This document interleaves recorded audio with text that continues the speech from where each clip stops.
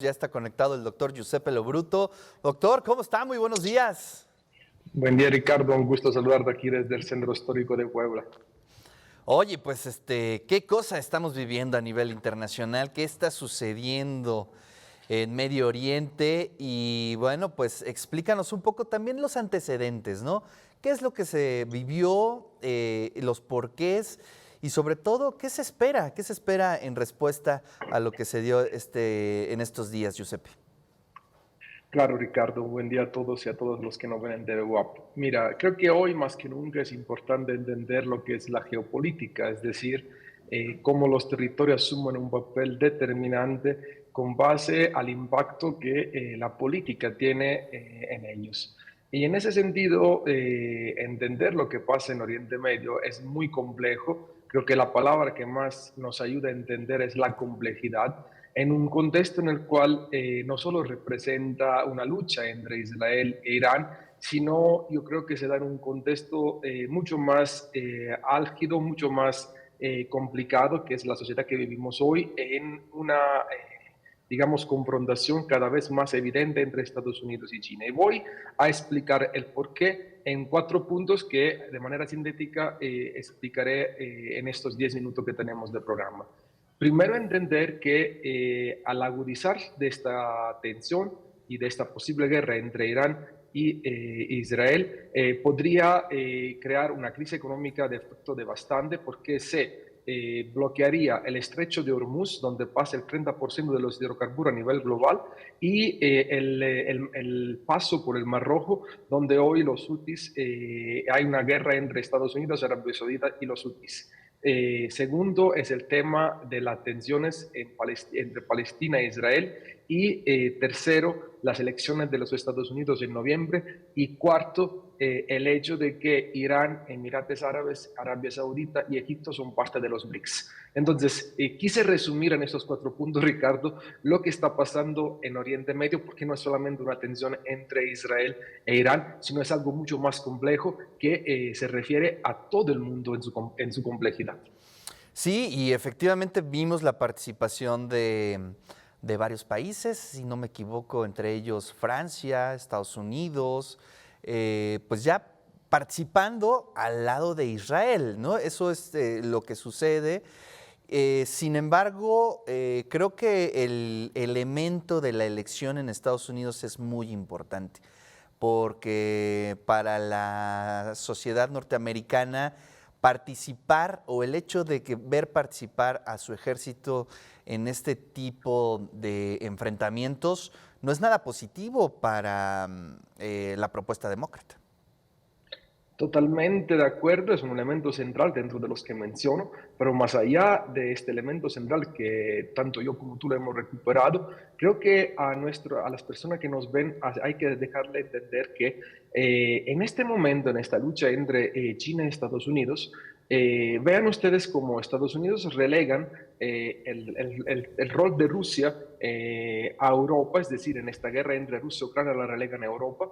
En el Oriente Medio la tensión está entre Irán, Oriente Medio y esta complejidad, Irán, perdón, y Israel, y esta complejidad de la heterogeneidad del mundo árabe, y para que Estados Unidos, frente a la crisis hegemónica, tenga mayor, entre comillas, libertad o espacio para confrontarse con China directamente.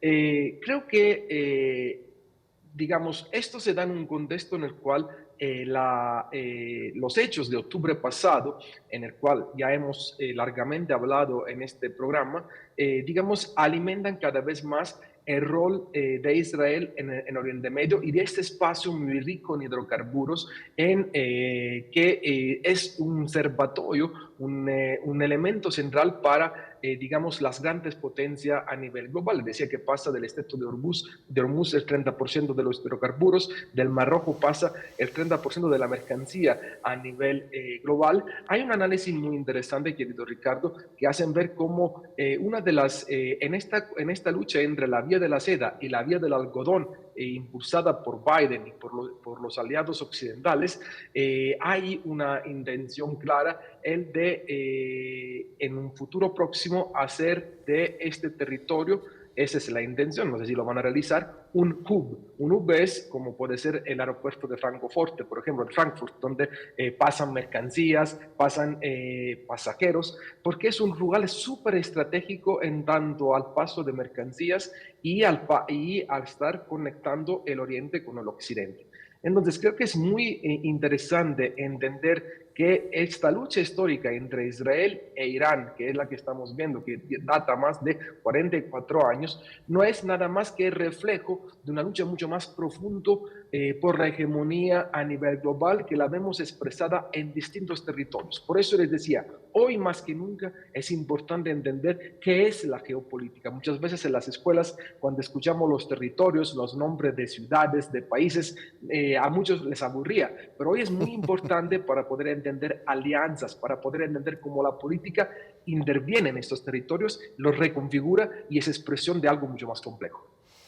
Sí, pues muchas preguntas. La primera pregunta que te quisiera hacer, Giuseppe, es, ya tenía rato que no veíamos una acción militar de este tipo, ¿no? Es decir, en donde participen varios países, en donde de pronto la tecnología, en este caso estos drones, y a mí lo que me llena de preguntas es que hemos visto una especie de diálogo bélico, ¿no? Y en esta ocasión la respuesta de Israel estará a días, a horas, pero entiendo que habrá sin duda alguna una respuesta, ¿no? Sí, habrá sin duda una respuesta, Ricardo, independientemente de que tanto Europa como Rusia, China y Estados Unidos entienden que no puede haber una escalation en este territorio porque se puede escapar la situación de las manos.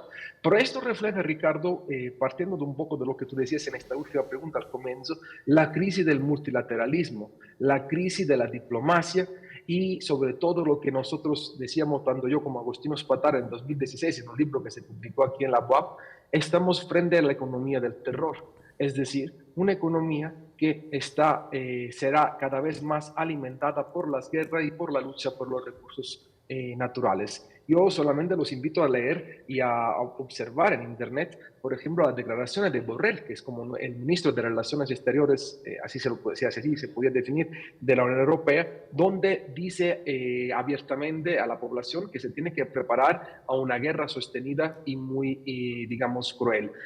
Lo mismo pasa si ustedes hacen una revisión de la prensa a nivel internacional.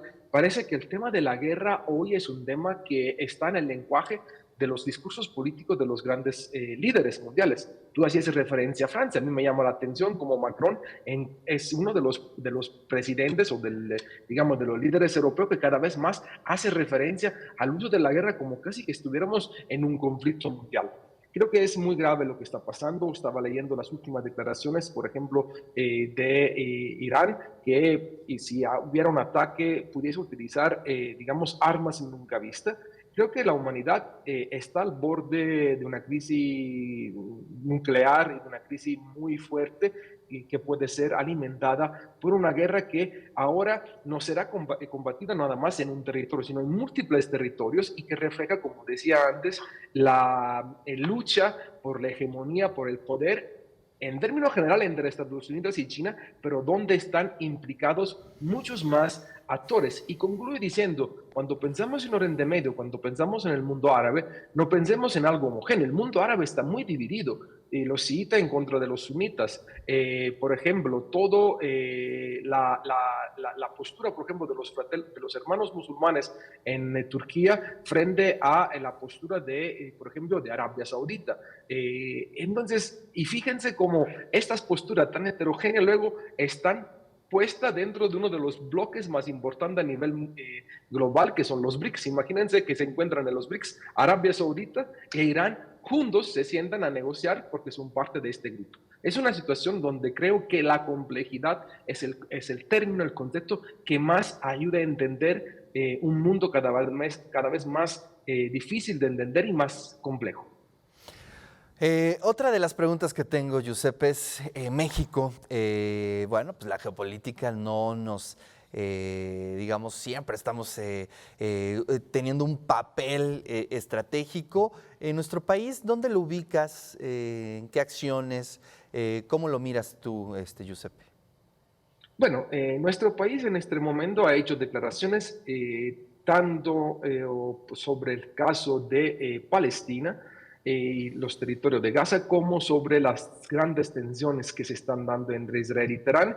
Y la postura de nuestra Cancillería y de la Presidencia de la República es una invitación a usar el recurso diplomático hasta el último para evitar una escalada en términos militar. Nosotros creo que a lo largo de este sexenio en nuestro país ha hecho mucha referencia al tema del multilateralismo, la importancia de los organismos multilaterales como la ONU, por ejemplo, en el cual el Consejo de Seguridad, aunque es un consejo, es un club, pero tome un papel importante tanto la Asamblea como el Consejo para redimir contrastes. Creo que esta es la postura de México en términos de política exterior y no puede hacer más porque en este momento la pelota, como se suele decir, está en la cancha de las grandes potencias. Y retornando un poco a la pregunta que tú decías antes, Biden está completamente convencido que una escalation en el Oriente Medio podría dar un impacto negativo al electorado demócrata en el contexto de las elecciones que serán en unos meses, por ejemplo, en Estados Unidos. Fíjense nada más lo que acaba de aprobar el Congreso de Estados Unidos, teniendo dudas sobre la victoria de los demócratas,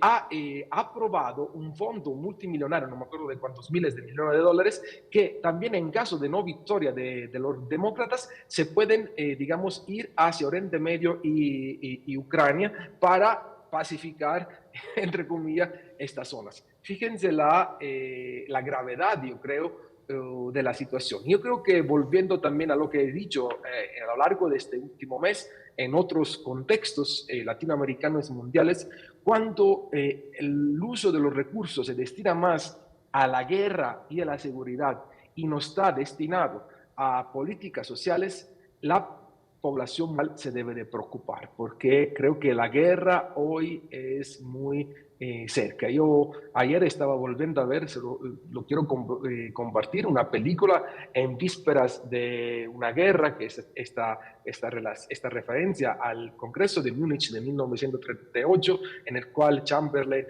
intenta a través de una reunión parar las ambiciones de Hitler, digamos, una guerra que parecía ya inevitable. Yo cada vez más me veo el mundo en esta situación, digamos, como una guerra casi inevitable que se intenta parar, bajar las tensiones, pero donde las acciones concretas van hacia el otro lado. Y es lo que más me preocupa, porque a sufrir no serán los líderes del mundo, a sufrir será la población en general, Claro. hombres, mujeres y niños. Así es, Giuseppe. Bueno, pues estaremos atentos y gracias por tu análisis. Te mando un gran abrazo y también abrazos a toda la comunidad del Instituto de Ciencias Sociales y Humanidades. Gracias. Gracias, querido Ricardo. Nos vemos el próximo martes. Un abrazo. Gracias, Giuseppe Lo Bruto, siempre haciendo un análisis sobre la geopolítica